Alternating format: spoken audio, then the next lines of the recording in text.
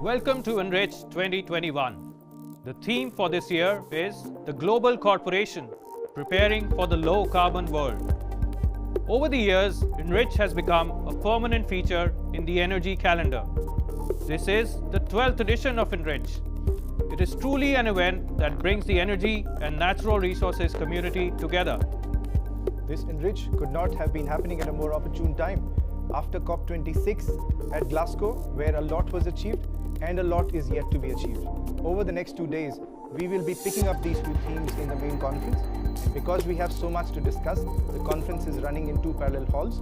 Hall 1, live sessions on global issues and challenges. Hall 2, panel discussions on technical matters that need to be worked on. But Enrich is not just about those wonderful discussions.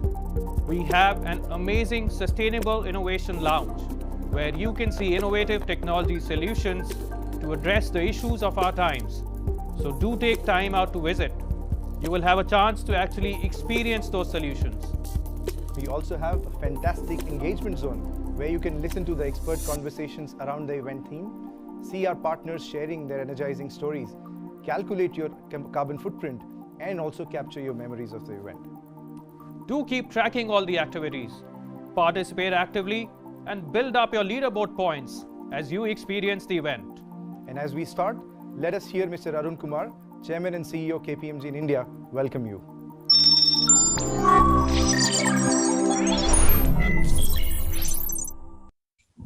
Welcome to Enrich 2021, KPMG India's premier energy and natural resources conference. This is our 12th year, and my thanks to my colleagues who have worked tirelessly to build Enrich into such a high-quality flagship event for energy practitioners. The theme of Enrich 2021 is the Global Corporation, Preparing for the Low Carbon World. This year, Enrich closely follows the COP26 at Glasgow, where urgent and important commitments were made to decarbonize the planet.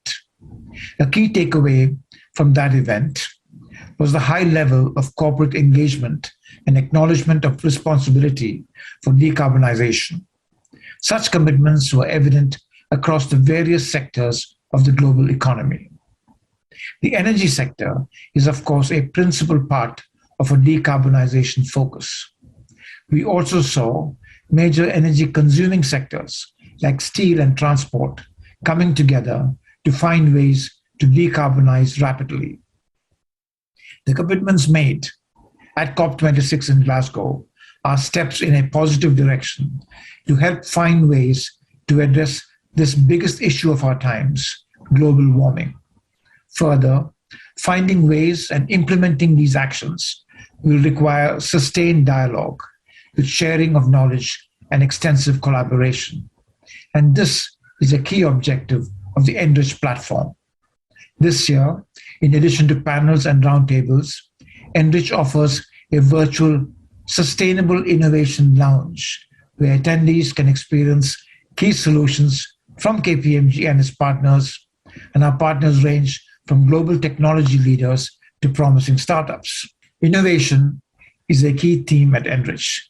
In today's world, startups are a very important locus of innovation. In the run-up to Enrich 2020, KPMG held a startup contest themed on sustainable innovation. Enrich will showcase the winners and other promising startups working on the sustainability theme.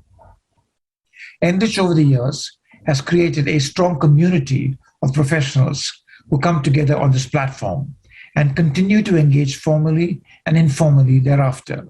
In the context of climate change, young people around the world have emerged as a great force for transformation.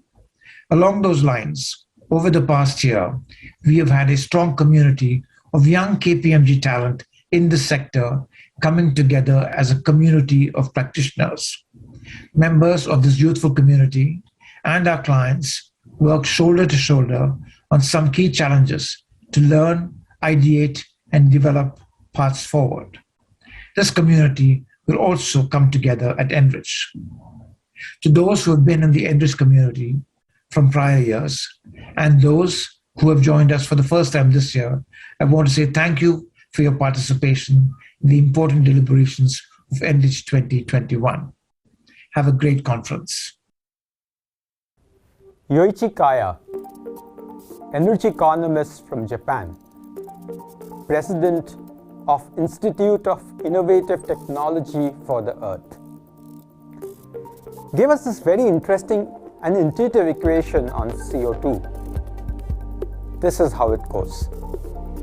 CO2 equals to population into GDP per capita into energy per unit of GDP into CO2 per unit of energy. Let me explain how each of this.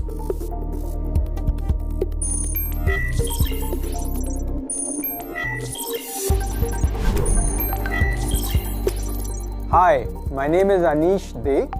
I'm the Global Power and Utilities Leader for KPMG.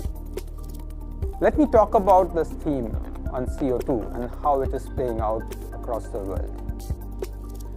As you will see from this graph, in the past 100 years, we have really grown in terms of the CO2 emissions across the world. It is different in different parts of the world, but it is in cumulative quite large, as you can see. This wasn't the case earlier. In fact, for long in history, you will see that it was at very, very controllable levels. But since 1900, it has started growing very, very quickly. And as we stand now, we are at 90% of our carbon budget, or CO2 budget. The cumulative effects of this are terrible.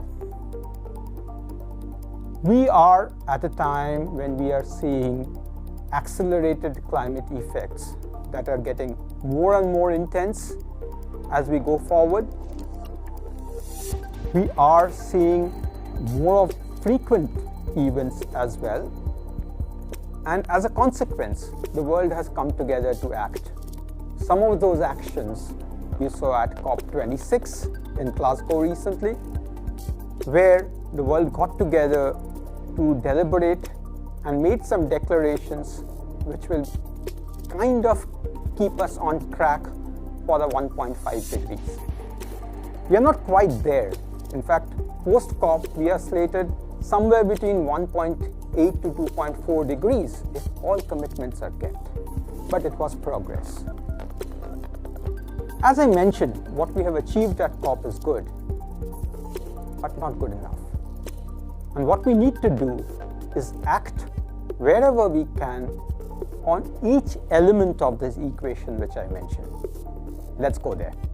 So CO2 was the left-hand side of the equation, the consequence. Let us go into each of the factors of this equation on the right-hand side, starting with population. Global population for millennia has been stable, it has been growing but not very fast. But what we saw in the last 100 years is massive population growth. There has been 5x growth in population in the past 100 years. The outlook is stable now globally. Even countries like India are now below the replacement rate. This is good, but the consumption of this mass of humanity causes inevitable stress on the planet's resources. And this happens because the consumption is growing because of population growth, but also because the world is prosperous. Let's look at this. GDP per capita across the world has grown tremendously in the past 100 years. There are big differences between regions, but overall, the growth has been stupendous. What does this mean? This means more consumption per person. That in turn means more demand for resources. And this growth will continue, especially in Asia and Africa, where most of the global growth, pent-up demand is there and the global growth is going to come from there. These continents have been left behind, but are catching up now. This data is of course significant, but it also hides enormous inequalities between the rich and the poor of the world that have only widened over time. And we must never forget that the poor are disproportionately impacted by climate change. But within this overall gloom, there are some bright lights. Let us look at the energy intensity of GDP growth. Let us look at the next part of the equation, energy per unit of GDP. And this graph, this interesting graph, tells us a story. The gross domestic product of the world has gone up substantially since 1990. In contrast, global power consumption has not gone up. It had gone up, but it's now come down and is relatively stable. Global primary energy consumption has consistently fallen. And global CO2 emissions, as you see on that graph, has actually fallen quite a bit per unit of GDP. But unfortunately, what has happened is that we are at a point where we have used up too much of the carbon budget. So that's the challenge, not the fact that we are not energy efficient. In fact, we have become much more energy efficient. As you will see from the next graph, for cars and light commercial vehicles, the energy efficiency has gone up quite significantly. So you are actually, the same liter or gallon of oil is actually running much longer. But because population growth is high or has been high, GDP per capita is so much higher, we have a tremendous challenge on our hands. So this is where we need to look at what is the next part of that challenge and how do we deal with it, which is on the energy carbon intensity of GDP growth. Carbon intensity of GDP has two sides, the demand side and the supply side. Let's start with the supply side. And this is where you see this graph on what comprises the supply side. As you will see, we have been very dependent traditionally on coal, on oil, and over a period of time on natural gas. Those have been the mainstays. We do have new age renewables and others coming, and we're going to go into that a little more in the next graph.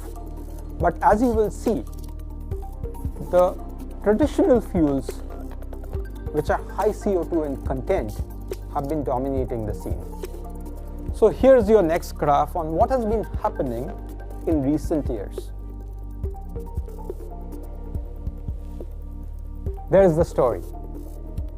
Coal has been growing quite sharply. Between 2000 and 2019, if you see, the tower on the left-hand side remains very large. It is falling a little bit. In recent years, coal consumption has abated a little, 0.3%. But that's not just enough, because the overall consumption itself is so high. Similar story in oil. It's almost the same in terms of overall consumption as coal. It is also very high in terms of CO2 content, and it has been growing. Now, there are predictions that it's going to kind of stabilize or even fall, but the absolute quantum is very high. Natural gas is less polluting, it's less in CO2 content, half of coal more or less, and it's been going very quickly. In fact, that's one of the steep curves over there you see, 2.6% per year. And it is said that it is going to continue as a bridge fuel. It is of course useful, and we need these resources, but we must find ways of abating the CO2 from these resources, especially from natural gas, over a period of time. But look at the right-hand side of that picture. nuclear, hydro, and other renewables, on overall terms, are quite low as compared to the high carbon resources like coal, oil, and natural gas. Now we need to find ways of making this transition very quickly. We don't have the time. And this is where it will become so much important to find the right mix on the supply side, which is possible, tenable, but accelerated. And this is where we are looking at new technologies in the various demand sectors along with the supply side. On the supply side, we are looking at scaling up renewables much faster.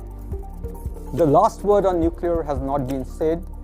People are researching into smaller nuclear, safer nuclear plants which should actually see the light of the day. We need to build further on hydro because it's a very flexible capability which we have if we have hydro stations in the system.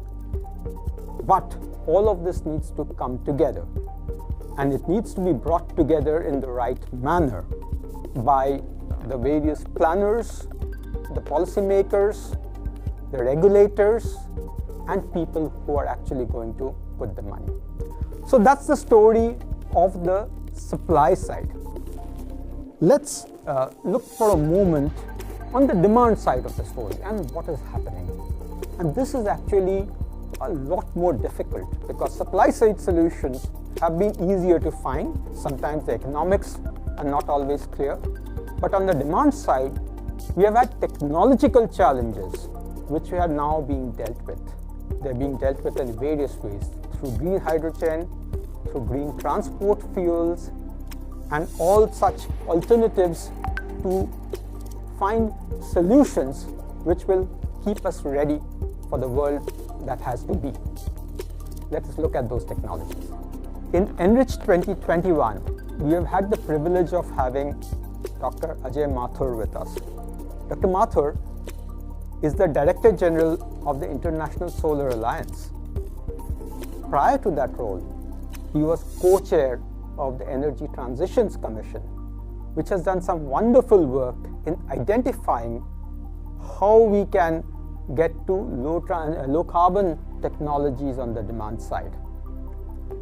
And the Energy Transition Commission, through its deep work, has identified many aspects, but let me pick up a couple. In fact, when they looked at the demand side, what they did is categorize the demand side into two broad areas. One is heavy industry, and the second is heavy duty transport. This they picked up as areas which are the most difficult to abate. What are the heavy industries? They're like steel, cement, plastics, which have a lot of CO2 content. These are energy intensive, they are carbon intensive. And if the world has to find a solution to the CO2 problem, we just can't work on the supply side. We have to work on the demand side to bring it together in such industries. But there's a second segment, which is heavy duty transport, which includes heavy road transport, shipping, airlines. Now we talk about EVs, and we must talk about EVs, but these segments are not amenable to electric vehicles very easily. We need other forms of abatement. And this is where a lot of the innovation has to go in. And then the Energy Transitions Commission identified 6 innovation areas to fully decarbonize the hard-to-abate sectors. Let us go into the 6 innovation areas one by one. The first is electrification. What they called out is that the need for cheaper electrical technologies, efficient technologies, including the battery technologies, to come in to really make the abatement possible in this hard-to-abate sectors. The second is hydrogen, where we are talking about a lot of it at Enrich 2021. Hydrogen was over the horizon earlier. It has been advanced, and at COP26 also, we saw some great moves to advance the timeline for reducing the cost of hydrogen to under $2 per kg.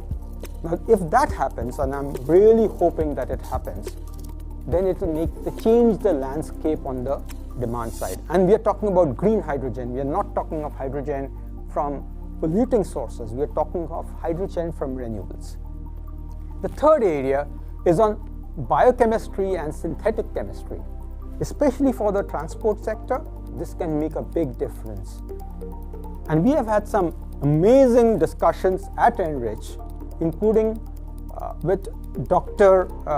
Jennifer Holmgren, who is the CEO of LanzaTech, who has kind of laid out the vision, not only laid out the vision, but also has told us that real progress is being made, including at Glasgow, where people got together to talk about this and pledged to bring cleaner transport fuels for heavy-duty applications.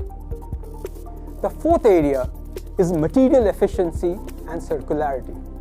We must work on the circular economy. We must reduce, reuse, and recirculate much more than we are doing today.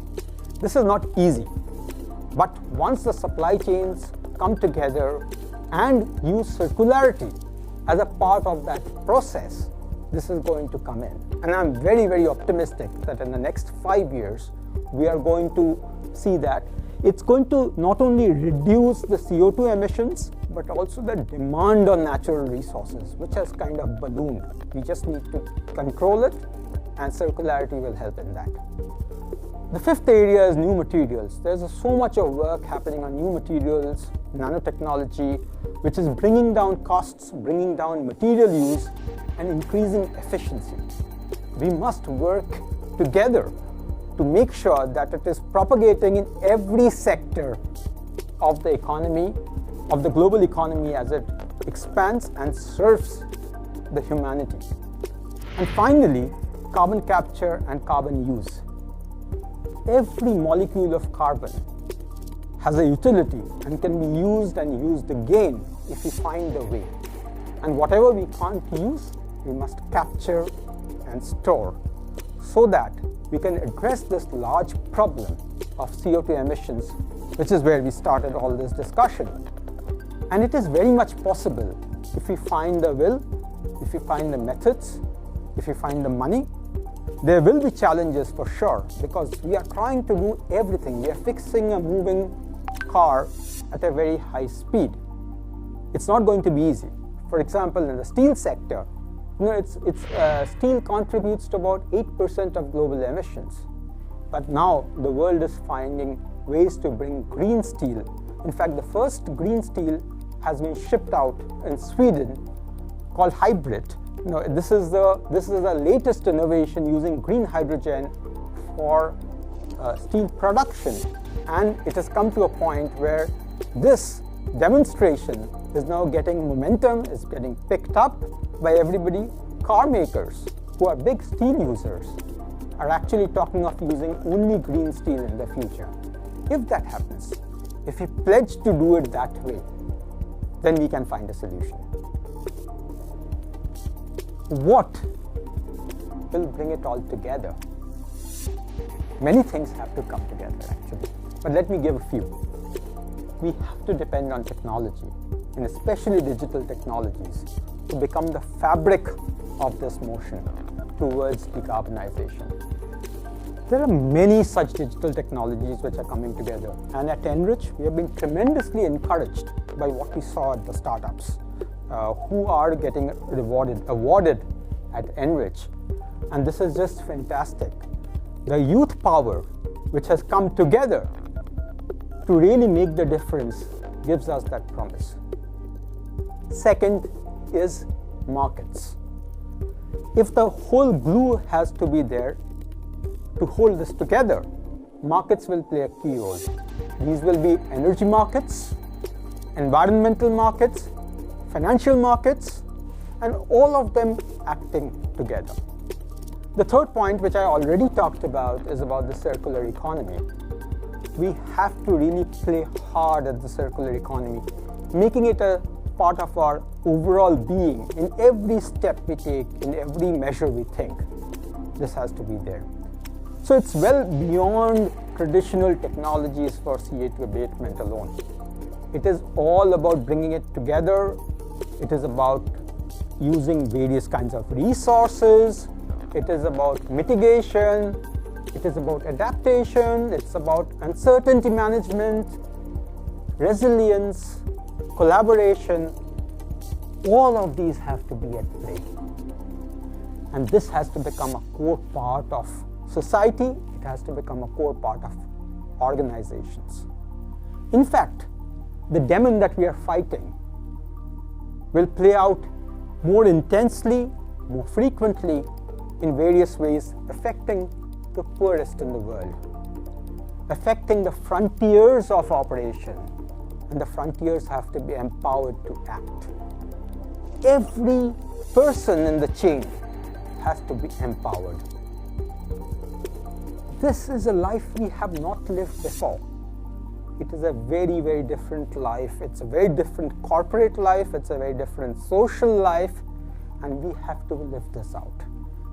And this is what I have to suggest for corporates, and especially for corporate boards, who must lead this past the global declarations and bring it to bear on the ground.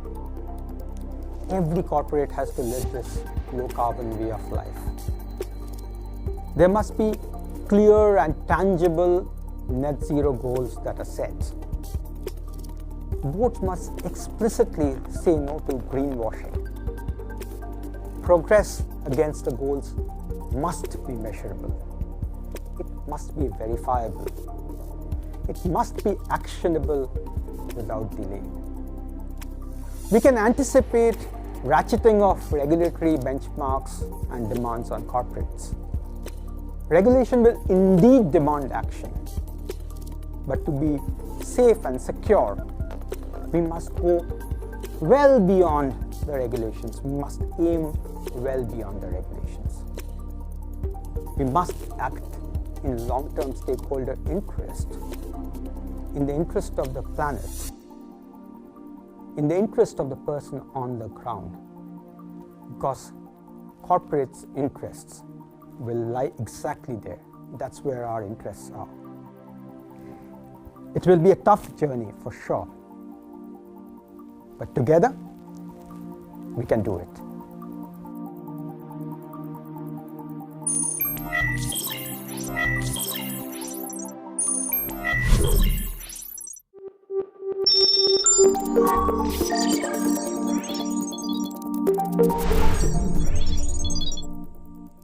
Enrich 2021 is being held at a time when the energy sector is witnessing a massive transition. While it is a necessary change and one that will require a lot of serious efforts to be successful, it will also entail some very significant challenges. Investment decisions will become even more complex. Uncertainties will be much higher. The transition will also require organizations to internally transform. Our thought leadership on decarbonization and the role of corporate boards discusses these dimensions. Let us witness its release.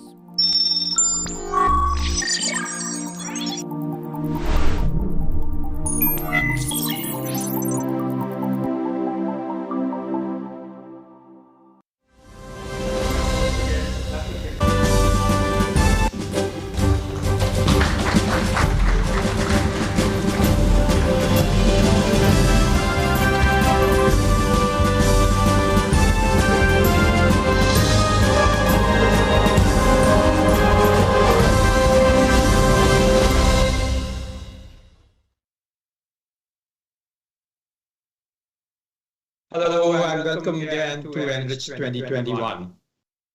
At Enrich, we have dealt over the years with a range of themes. This is the 12th edition of Enrich, so we've been dealing with a range of themes. Many of them relate to clean energy. And some of the earlier ones, several of the earlier ones we called out the solar revolution, and it has really come to be. But we never imagined possibly that the world would be in such a place where accelerated decarbonization would become an absolute need of our times.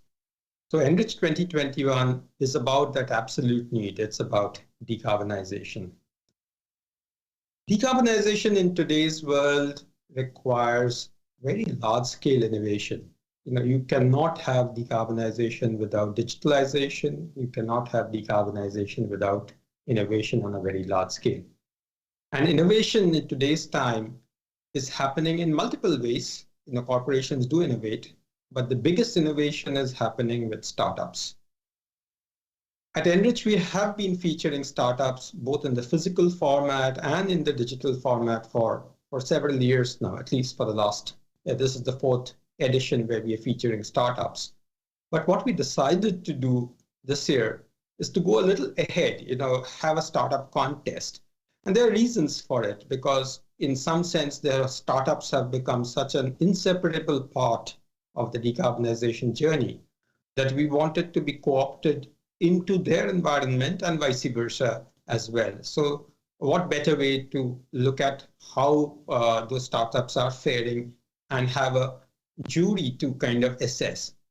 So we had a fantastic jury picked up from the industry as well as experts from within KPMG, and they had an awesome ride assessing a very large number of startups working in this area of decarbonization, mostly directly, but some having some great indirect impacts as well. And what we saw gladdened us. What we are doing now is awarding 3 of the top startups for the great work that they are doing. They are Breathe Technologies, AP Chemi, and Uptime AI. Do have a look. We'll now have the felicitation. So, Peter. We'll first invite Sebastian Peter, founder and director of Breathe Technologies, and we'll request ESD to kindly felicitate him.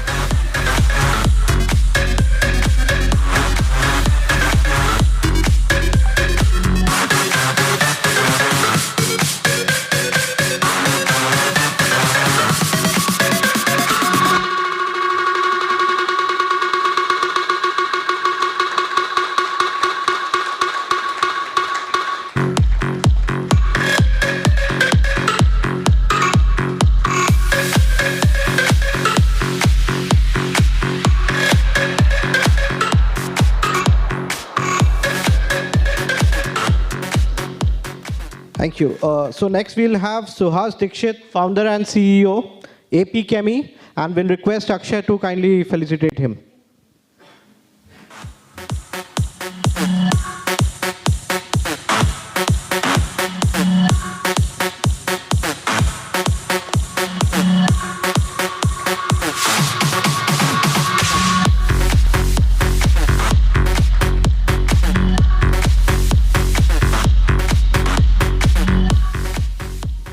Next, we have Jagdish Gattu, founder and CEO of Uptime AI, and I'll request Anish to kindly hand the award.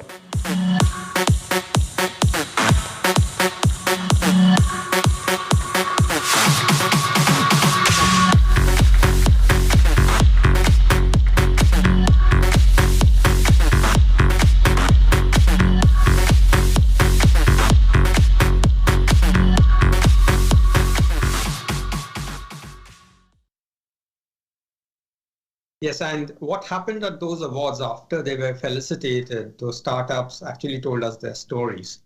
And they were just absolutely stupendous stories. Now, they just took us off our feet. And as we were ending the event, I really had goosebumps. And it just talked about, all the possibilities that exist when we encourage great talent. Great talent exists across the world. We are seeing that happening. And as we go forward, what we have decided to do is to take this whole award into an annual process, but not just as an award. We will work through the year with these startups, finding them support, identifying areas where we could collaborate, go to the market together, or even help them in any other way. In fact, at the award event, what we ended up doing is finding the startup mentoring council, so to speak, because the award featured, the main award events had a lot of participants who are really senior experts who have done this before, mentored startups before. And they all actually voluntarily came together to suggest that they would want to support and mentor the startups and also learn from them. Actually, it's a bidirectional thing. So that is something which we have committed to do ourselves. You'll see these 3 startups, and the 3 other startups who were also very good. But of course, you had to award only a limited number, but you'll see 6 of them in the Sustainable Innovation Lounge in the Startup Zone, where you can see what they are doing, the details of some of them. You have the ability in the engagement zone to hear some of them live and also ask them questions. In fact, the whole Enrich platform, as you have heard, my colleagues and I speak as you enter, is a very, very feature-rich this time. So we have a gap between now and 12:30 IST, which is about 7 a.m. GMT. And the reason we have the gap is that Enrich is a global event, and we have global participants, and to accommodate for all the time zones, we have kept certain gaps in between. But you have a lot to do on those gaps. So I recommend that you go into the Sustainable Innovation Lounge, where you can see KPMG solutions, the partner solutions, as well as the startups, and some amazing stuff over there. Also go into the engagement zone, where you can see a lot of features. In fact, it is very, very feature rich, where you can engage, you can hear the smart young communities talking about it. You can hear some very, very interesting conversations. You can play the games, energy games. You can use the carbon calculator to understand, what is the nature of your own carbon footprint. So I commend you all those places in this gap before we come back at 12:30 IST and 7 o'clock GMT for taking this process forward, where we will have Dr. Ajay Mathur chairing a panel on the pathways of decarbonization in a severely carbon-constrained world. So go ahead and explore. The world has changed, and it's not just because of COVID. Consumers and employees have increasingly different expectations of the world and the businesses they buy from and work for. Your shareholders and lenders are under pressure from regulators and the market to prove that they're acting responsibly and investing sustainably. All will be making choices about which organisations they work with. So will yours be one of them? Each stakeholder looks at your business through their own lens, and this is your opportunity to choose what's behind it. What is your impact on our planet? What do you contribute to the communities you operate in? And how do you conduct yourself?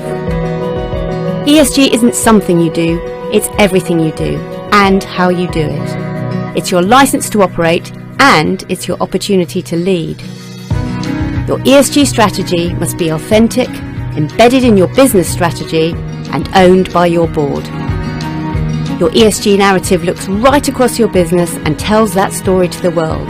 And your ESG metrics help people compare you with others, often via a rating. You'll want to consider how you conduct yourself as an organisation and look to the ethics throughout your supply chain. What part do you play in the community? Is your business inclusive? Are you well governed? And is your leadership diverse and set up to hold the business to account? Look at the impacts of climate change, at the natural resources you consume and the waste you produce. Do you pay fair taxes? Treat your customers and suppliers ethically? And do your employees have safe, fair working conditions, and could they speak out if they see something wrong? Understand where you're strong and can be proud. And know where you're vulnerable and then have a plan to make it better. People will expect you to set clear targets and have the data to measure your progress and report it to the world. They'll want the assurance that what's behind the curtain supports your performance and won't let you down. Your metrics will encourage investment, and your narrative will talk to your stakeholders. When you're done, you'll have a resilient business set to thrive in the new reality. And you'll be playing your part to make the world a more sustainable, fairer, and better place for everyone. It's the right thing to do.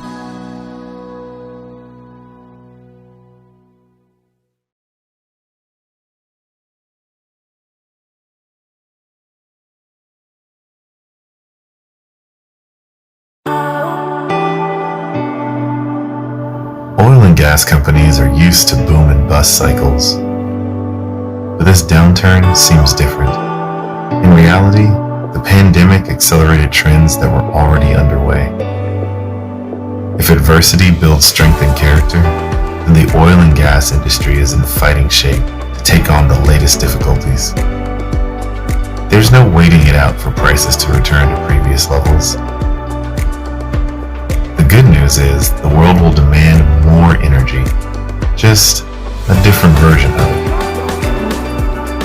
The industry has a long history of adapting to rapid change. Disruption and volatility has conditioned it to tackle today's enormous challenges and design an entirely new vision that meets the shifting demands of tomorrow.